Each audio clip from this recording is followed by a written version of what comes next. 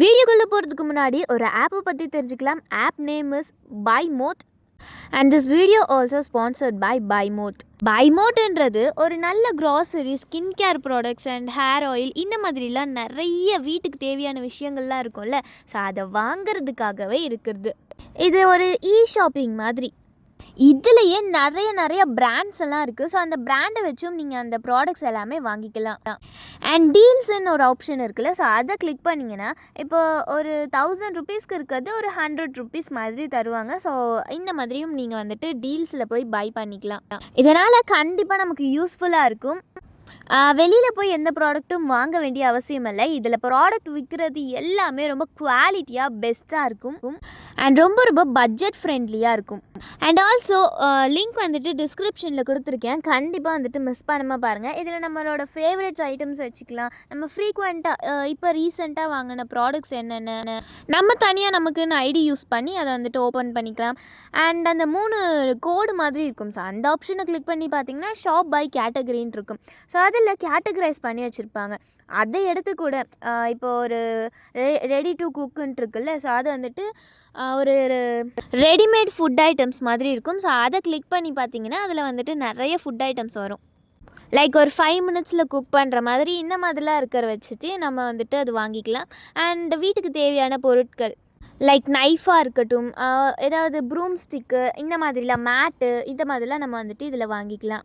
So கண்டிப்பாக வந்துட்டு இது நமக்கு யூஸ்ஃபுல்லாக இருக்கும். லிங்க் டிஸ்கிரிப்ஷனில் கொடுத்துருக்கேன். ஆப் லிங்க் இன்ஸ்டால் பண்ணி யூஸ் பண்ணி பாருங்க. இன்னைக்கு நம்ம பார்க்க போகிறது ஒரு சூப்பரான சிம்பிளான ஈவினிங் ஸ்நாக் ரெசிபி. உருளைக்கிழங்கு இருந்தால் வீட்டில் இருக்கிற ஒரு சில பொருட்களை மட்டும் பயன்படுத்தி நல்ல டேஸ்டான, வெளியே கிறிஸ்பியாக உள்ள நல்ல சாஃப்டாக எல்லோருக்கும் பிடிக்கும்படியான ஒரு ஈவினிங் ஸ்நாக் எப்படி செய்யலான்னு வாங்க பார்க்கலாம். முதல்ல 2 பெரிய உருளைக்கிழங்க நல்லா வேக வச்சு தோலை உரிச்சிட்டு எடுத்து வச்சிருக்கேன். இப்போ இந்த உருளைக்கிழங்க ஒரு மேஷர் இல்லைன்னா மத்து வச்சு நல்லா மசிச்சு விட்டுக்கங்க. கொஞ்சம் கூட கட்டி இல்லாம நல்லா ஸ்மூத்தா மசிச்சு விட்டுக்கங்க. இதுக்கு பதிலாக கேரட் துருவுறதுல கூட நீங்க துருவி எடுத்துக்கலாம். இப்போ பார்த்தீங்கன்னா கொஞ்சம் கூட கட்டி இல்லாம எல்லா பக்கமும் நல்லா மசிச்சு விட்டாச்சு. இந்த அளவுக்கு ஸ்மூத்தா மசிச்சு விட்டுக்கங்க. அவ்வளவுதான். அடுத்து இதில் பொடியாய் நறுக்கிய வெங்காயம் ஒரு 1/2 கப் சேர்த்துக்கங்க. பொடியாய் நறுக்கிய கொத்தமல்லி ஒரு 2 டேபிள் ஸ்பூன் சேர்த்துக்கலாம். நல்ல பொடியாய் நறுக்கிய இஞ்சி 1 ஸ்பூன் அளவுக்கு சேர்த்துக்கங்க. 2 பச்சை மிளகாயை நல்ல பொடியாக நறுக்கி சேர்த்துக்கலாம். அடுத்து இதில் ஒரு 1/4 கப் அளவுக்கு துருவிய கேரட் சேர்த்துக்கங்க. ரெட் சில்லி ஃப்ளேக்ஸ் 1 ஸ்பூன் அளவுக்கு சேர்த்துக்கங்க. இதுக்கு பதிலாக தனி மிளகாய் தூள் கூட சேர்த்துக்கலாம். ஒரு 1/4 ஸ்பூன் அளவுக்கு மிளகுத்தூள் சேர்த்துக்கங்க. அடுத்து இதில் 2 டேபிள் ஸ்பூன் அளவுக்கு அரிசி மாவு சேர்த்துக்கங்க. கூடவே 1 டேபிள் ஸ்பூன் அளவுக்கு கார்ன்ஃப்ளவர் சேர்த்துக்கங்க. கார்ன்ஃப்ளவர் இல்லைன்னா அரிசி மாவே இன்னும் 1 டேபிள் ஸ்பூன் கூட சேர்த்துக்கங்க. உப்பு 1/2 ஸ்பூன்லேருந்து 3/4 ஸ்பூன் வரைக்கும் உங்கள் தேவைக்கு ஏற்ற மாதிரி நீங்கள் சேர்த்துக்கங்க. இப்போ இது எல்லாத்தையும் சேர்த்து எல்லாமே சேர்ந்து வர மாதிரி ஒரு முறை நல்லா கலந்து விட்டுக்கங்க. இது சேர்த்து பிசையும் போது தண்ணி எதுவுமே தேவைப்படாது. தண்ணி எதுவும் சேர்க்க வேண்டாம். உருளைக்கிழங்கு வெங்காயத்தில் இருக்க தண்ணியே இது நல்லா சேர்ந்து பிசைஞ்சு வரத்துக்கு சரியாக இருக்கும். ஒருவேளை உங்களுக்கு ரொம்ப பிசுபிசுப்பாக இருந்துச்சுன்னா இன்னும் 1 டேபிள் ஸ்பூன் அரிசி மாவு சேர்த்து நல்லா பிசைஞ்சு விட்டுக்கங்க.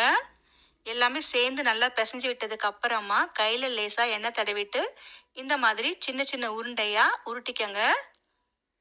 உருட்டினதுக்கு அப்புறமா லேசாக கையில் வச்சு அழுத்தி இந்த மாதிரி கட்லெட் மாதிரி ரவுண்ட் ஷேப்பில் பிடிச்சு எடுத்துக்கங்க. அவ்வளவுதான். இதே மாதிரி எல்லா மாவையும் கட்லெட்டாக உருட்டி எடுத்துக்கங்க. நாம் எடுத்த உருளைக்கிழங்குக்கு இந்த சைஸில் ஒரு 12 கட்லெட்டாவது வரும். அடுத்து ஒரு பேனில் கொஞ்சமாக எண்ணெய் சேர்த்துக்கங்க. நிறைய தேவையில்லை, பரவலாக சேர்த்துக்கங்க எண்ணெய் சேர்க்கும்போது. அடுத்து அடுப்பை மீடியம் லோ ஃப்ளேமில் வச்சு நாம் உருட்டி வச்ச கட்லெட்டை ஒன்றா சேர்த்துக்கலாம். உங்கள் பேனோட சைஸுக்கு ஏற்ற மாதிரி கட்லெட்டை சேர்த்துக்காங்க. எல்லா கட்லெட்டையும் சேர்த்ததுக்கப்புறம் அடுப்பை மீடியம் ஃப்ளேமில் வச்சு வேக விடுங்க.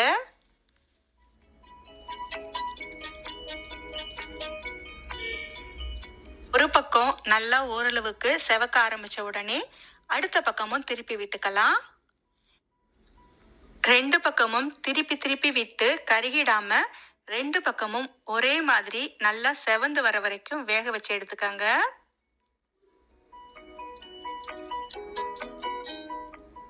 கொஞ்ச நேரத்திலே பார்த்தீங்கன்னா இந்த அளவுக்கு 2 பக்கமும் நல்லா செவந்து கிறிஸ்பியா வெந்து வந்திருக்கு.